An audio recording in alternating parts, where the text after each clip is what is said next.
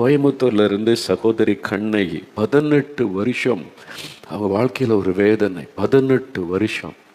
அது எப்படி ஆண்டவர் விடுதலை கொடுத்தார். அவங்களே சொல்கிறாங்க, அவங்க எவ்வளோ பக்தி உள்ளவங்க தெரியுமா, பக்தியாக தெய்வத்தை தேடுறவங்க. அவங்களுக்கு என்ன நடந்ததுன்னு அவங்களே சொல்கிற பாருங்க. என் பேர் கண்ணகி.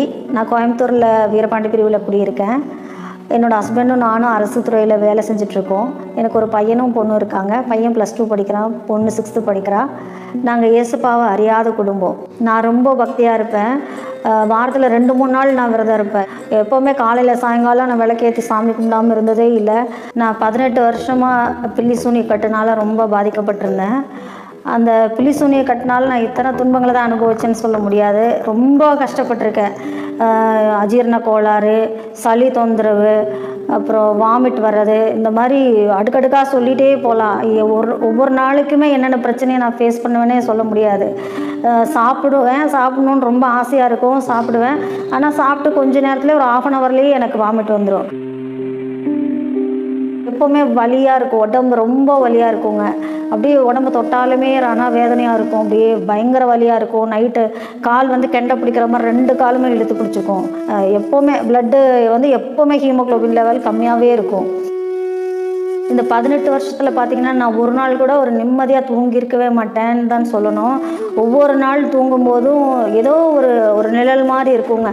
அது என்னை வாட்ச் பண்ணிக்கிட்டே இருக்கிற மாதிரி இருக்கும். அது பின்னாடி நிற்கிற மாதிரியே இருக்கும் அந்த உருவம். போராடி 1 மணிக்கு அப்புறம் தான் ரொம்ப கஷ்டப்பட்டு தூங்குற மாதிரி இருக்கும் ஒவ்வொரு நாளுமே. இந்த 18 வருஷத்தில் பார்த்தீங்கன்னா ஒரு நாள் கூட என் உடம்பு நல்லா இருக்குது, நான் சந்தோஷமாக இருந்தேன் அப்படிங்கிற ஒரு நாள் கூட நான் சொல்ல முடியாது. மனசில் நிம்மதியாகவே இருக்காது. ஏதோ ஒன்று இழந்த மாதிரியே தான் இருக்கும்.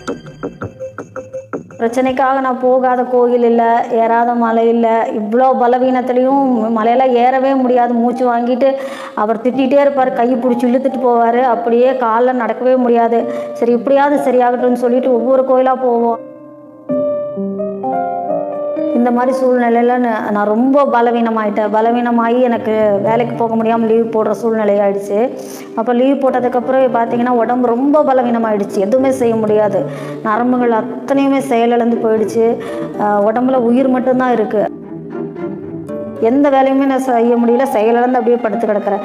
அப்போது என்னோடய ஃப்ரெண்டு இந்த மாதிரி அவங்க கிறிஸ்துவராக இருக்கிறவங்க, அவங்க ஏசப்பான்ற நாமத்தை சொல்லு அப்படின்னு சொன்னாங்க. அப்புறம் ரொம்ப நேரம் நான் சொல்லணுமா அப்படின்னு சொல்லிட்டு அப்படியே யோசிச்சுட்டு இருந்தேன். சரி ரொம்ப முடியாதனால சரி அந்த ஒரு வார்த்தை ஏசப்பான்னு சொல்லி பார்க்கலாமேன்னு சொல்லிட்டு ஏசப்பா அப்படின்னு சொல்லி ஒரு வார்த்தையை சொல்லும்போது அப்படியே கண்ட்ரோல் பண்ண முடியாமல் என் கண்ணில் அப்படியே தண்ணி வந்துக்கிட்டே இருந்துச்சு. அப்போது அவர் தான் என்னுடைய தெய்வம்ங்கிறத அந்த ஒரு நிமிஷத்தில் என்னால் ஏற்றுக்க முடிஞ்சுது. யாருமே சொல்லாமலே ஏற்றுக்க முடிஞ்சுது. அப்புறம் அத்தனை நாள் எந்திரிச்சு வேலையை செய்ய முடியல. அப்போ நான் எப்படி நடந்து எந்திரிச்சு போனேன், எப்படி போய் கிச்சனில் சமைச்சேன்னு தெரியல. அவ்வளோ சீக்கிரமாக ஒரு 15 நிமிஷத்துலேயே சீக்கிரமாக சமைச்சிட்டேன். அப்புறம் பார்த்திங்கன்னா அதே வாரத்தில் எங்கள் வீட்டு பக்கத்தில் சானிட்டரி இன்ஸ்பெக்டர் ஏற்கனவே சொன்னவங்க தான், ஜெபிக்கலாம் வாங்க நிகழ்ச்சி இருக்குது மேடம், அது பாருங்கள், உங்களுக்கு அடிக்கடி உடம்பு சரியில்லைன்னு சொல்கிறீங்களா, சரியாயிடும் அப்படின்னு சொன்னாங்க. அப்புறம் அக்டோபர் மாதம் 2023 வருஷம் நான் ஜெபிக்கலாம் வாங்க நிகழ்ச்சி பார்த்துட்டு இருந்தேன். டிவியிலலாம் பார்த்து எல்லாருமே சுகமாவாங்களாங்கிறது அந்த விஷயம் எனக்கு தெரியவே தெரியாது. அதில் எல்லாம் அற்புதம் நடக்குமான்றதும் தெரியாது. சரி சொல்கிறாங்க நம்ம செய்யலாம் அப்படின்றதுக்காக வேண்டி நான் உட்காந்து அப்படியே பார்த்துட்டு இருந்தேன். உட்காந்து பார்த்துட்டு இருக்கும்போது மோகன் சி லாசரஸ் பிரதர் எல்லாம் முழங்கால் போட்டு ஜெபிங்கன்னு சொல்லி ஒரு 5 minutes ஜெபிக்கும் போது அது சொன்னார். அப்போ நான் முழங்கால் போடும்போது எனக்கு போட முடியல. சேர் மேலே அப்படியே படுத்துக்கிட்டு சும்மா அரை மணியில் அப்படியே உட்காந்துட்டு ஆண்டவரே அப்படியே ஸ்தோத்திரம் அது மட்டும் தான் சொல்ல தெரியும். ஸ்தோத்திரம் கூட ஒழுங்காக தெரியாது. அப்படியே சொல்லிட்டு இருக்கும்போது அப்படியே அவர் ஜெபிச்சுட்டே இருந்தார். சடனாக அப்படியே ஒரு வைப்ரேஷன் என் உடம்புல அப்படியே பயங்கரமாக ஷேக் ஆனேன். நான் உடம்பு ஃபுல்லாக ஷேக் ஆகி அப்படியே ஒரு கருப்பான உருவம் என் உடம்பை விட்டு போகிற மாதிரி இருந்தது.